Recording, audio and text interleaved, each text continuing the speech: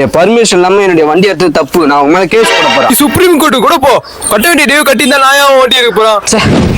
பொங்கல் வேற வரப்போகுது, வண்டி வேற இல்ல, 5000 தான் இருக்குது. 3000 என்ன பண்றது?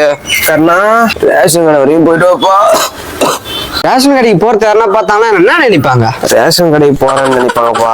யோ போய யோ.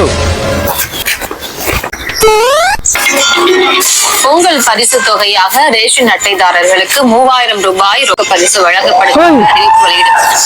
3000? அப்பா கொண்டாப்பா, நான் போறேன். எப்படாப்பா? இருப்பா இந்தாப்பா ரேஷன் கார்டு.